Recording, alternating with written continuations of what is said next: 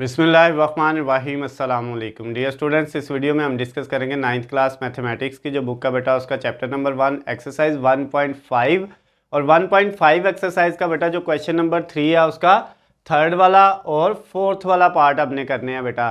Third वाले में हमें ये सी वाला मैट्रिक्स सी वाला कॉलम दिया हुआ है और फोर्थ वाले में हमें जो डी वाला मैट्रिक्स यानी कि डी कॉलम दिया हुआ है। और कहता है क्या है बेटा, क्वेश्चन नंबर 3 का आपने इससे पिछली वीडियो में जो है वो फर्स्ट वाला और सेकंड वाला पार्ट किया था, जिसमें हमने बेटा उनके इन्वर्स फाइंड किए थे, ज़रबी मकूस मालूम किए थे।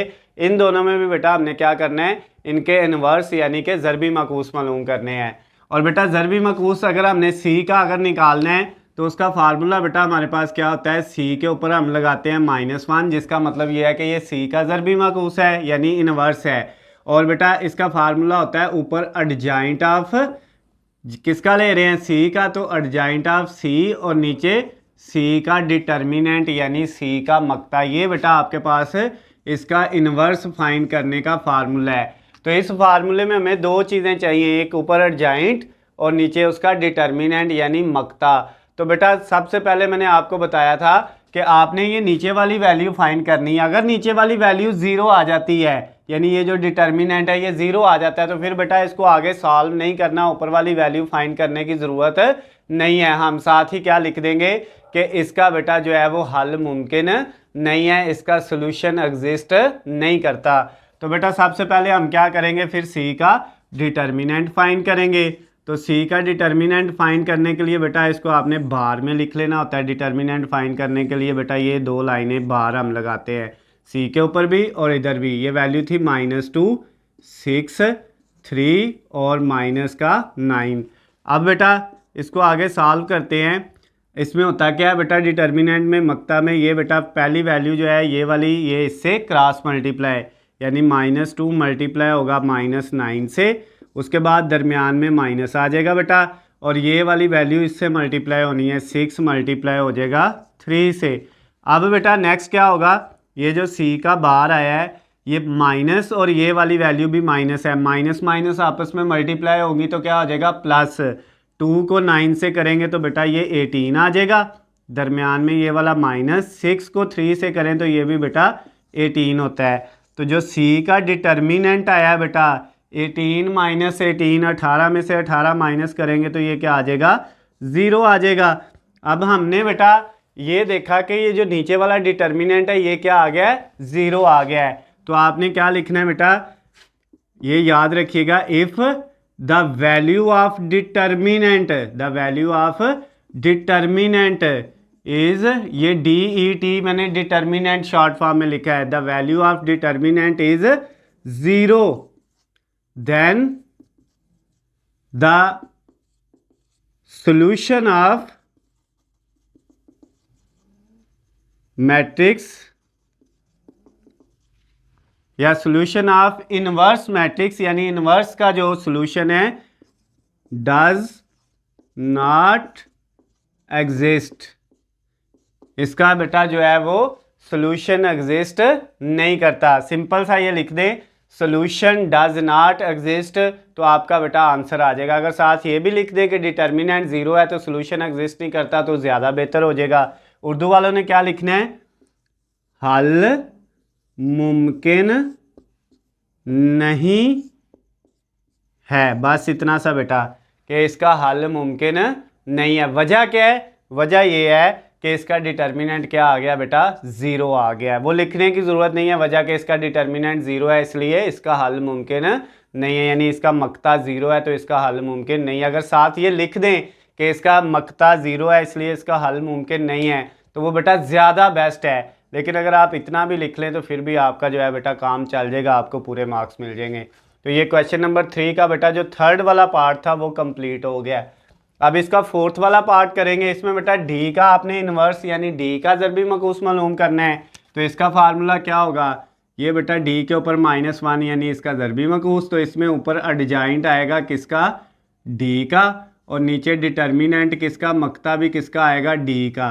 तो ये बेटा अब आपने फार्मूला लगा के इसको सॉल्व करना है। तो इसके लिए भी हमें दो चीज़ें चाहिए, एक डी का डिटर्मिनेंट मक्ता मालूम करना है और एक डी का एडजॉइंट मालूम करना है। तो बेटा सबसे पहले हमने नीचे वाली वैल्यू मालूम करनी है यानी डी का डिटर्मिनेंट। तो बेटा कैसे मालूम करेंगे डी का डिटर्मिनेंट, उसके लिए आपने इसको बाहर में लिखना है।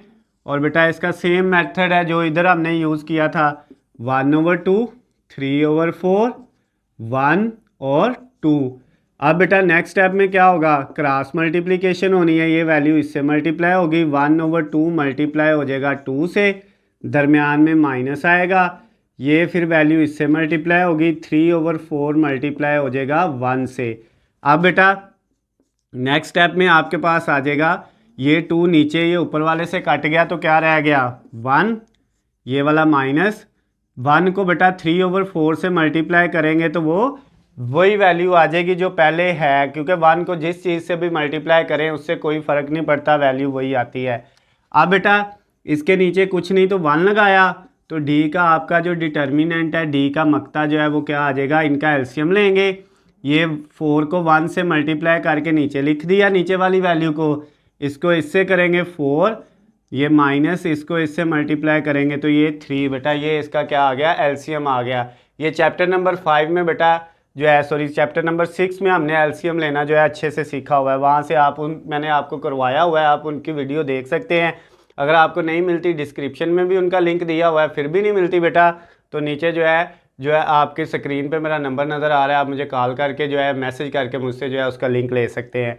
अब बेटा ये क्या आएगा आगे, नेक्स्ट 4 में से 3 माइनस करेंगे तो 1 आ जाएगा और नीचे क्या आ जाएगा 4 आ जाएगा। ये बेटा आपका डी का डिटर्मिनेंट आ गया, डी का ये मक्ता आ गया है। अब हमने दूसरी चीज़ बेटा क्या फाइंड करनी थी, ऊपर जो डी का एडजॉइंट है, तो अब बेटा हम लिखेंगे एडजॉइंट ऑफ डी, यानी डी का हमने एडजॉइंट निकालना है। तो बेटा एडजॉइंट का मैंने आपको तरीकाकार बताया था, क्या फार्मूला था, ये बेटा जो डायगोनल है, इन्वर्स है, इनकी आपने पोजीशन चेंज कर देनी है, जगह चेंज कर देनी है, यानी 2 ऊपर चला जाएगा इधर और 1/2 नीचे आ जाएगा। उसके बाद ये बेटा जो वैल्यू है ये रहेंगी अपनी जगह पे, इनकी पोजीशन चेंज नहीं हम करेंगे, लेकिन इनके साइन चेंज हो जाएंगे। ये 3/4 जो है रहेगा इधर ही, लेकिन ये प्लस का था तो माइनस का हो जाएगा, ये 1 भी इधर ही रहेगा, ये भी प्लस का था तो ये भी क्या हो जाएगा माइनस का। तो ये बेटा डी का एडजॉइंट भी हमने मालूम कर लिया, डी का एडजॉइंट ये आ गया। अब ये जो डी का एडजॉइंट आया है बेटा, आपने इस फार्मूले में अब ये दोनों वैल्यू पुट करनी है। कैसे करेंगे बेटा, सबसे पहले जो है डी का आपने इन्वर्स फाइंड करना था, ये लिखा, उसके बाद इक्वल ऊपर कौन सी वैल्यू आनी है, डी का एडजॉइंट, वो ये है 2। उसके बाद बेटा क्या वैल्यू है -3/4, उसके बाद बेटा नीचे है -1 और 1/-1 और 1/2। ये बेटा आपने जो है वो डी का एडजॉइंट लिख लिया। और अब इसको डिवाइड किस पे करना है बेटा, आपने इसको डिवाइड करना है डी के डिटर्मिनेंट पे, मक्ता पे, जो कितना आया था 1/4 आया था बेटा, ये आपने इस पे डिवाइड कर दिया। अब ये बेटा एक बटा है और एक ये बटा है, जब बटे के नीचे बटा आ जाए ना तो इसका मतलब ये है कि ये 4 बेटा जो है वो ऊपर चला जाएगा, ये याद रखिएगा। अगर तो सिर्फ ये 1 होता तो इसका मतलब था इन सब के नीचे ये वैल्यू डिवाइड हो रही है, अगर इसके नीचे बटे में कोई वैल्यू तो इसका मतलब ये जो 4 है वो इनसे मल्टीप्लाई होगा, डिवाइड नहीं होगा। तो अब बेटा जो डी का इन्वर्स है उसमें क्या होगा, ये 4 बेटा ऊपर चला जाएगा, किसके साथ 2 - 3/4 -1 और 1/2 के साथ, और नीचे ये 1 रह जाएगा और नीचे 1 लिखने की ज़रूरत नहीं होती। अब बेटा इसको अंदर मल्टीप्लाई कर दें आप, तो डी का इन्वर्स हमारे पास आ जाएगा, ये 2 को मल्टीप्लाई किया पहले 4 से, फिर बेटा 4 से मल्टीप्लाई करना है -3/4 को, फिर 4 से मल्टीप्लाई किया -1 को, और फिर 4 से मल्टीप्लाई किया 1/2 को। सारी वैल्यूज़ को बेटा 1 बाय 1 हमने 4 से मल्टीप्लाई कर दिया।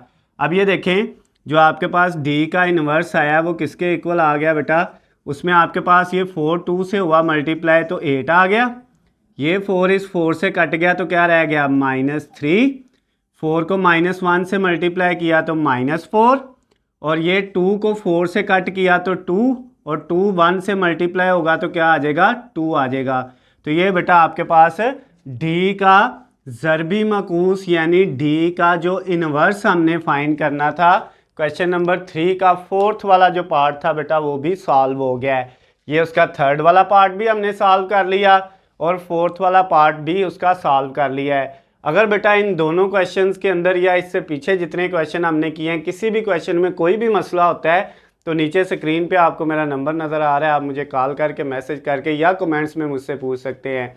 अगर बेटा इनके आपको नोट्स चाहिए PDF फॉर्म में, हलशुदा नोट्स, गेस्ट पेपर चाहिए, हलशुदा पेपर पेयरिंग स्कीम चाहिए, तो बेटा उन सब का लिंक नीचे डिस्क्रिप्शन में दिया हुआ है, वहाँ से जाके आप डाउनलोड कर सकते हैं। वीडियो पसंद आए तो बेटा उसको ज़्यादा से ज़्यादा लाइक और शेयर करना है, और आपने बेटा इसको दूसरे दोस्तों तक ज़रूर पहुँचाना है ताकि उनका भी फ़ायदा हो सके, और चैनल को सब्सक्राइब कर लेना ताकि आपको हमारी आने वाली तमाम नई वीडियो अपडेट बआसानी मिल सकें। अल्लाह हाफिज़, खुश रहें।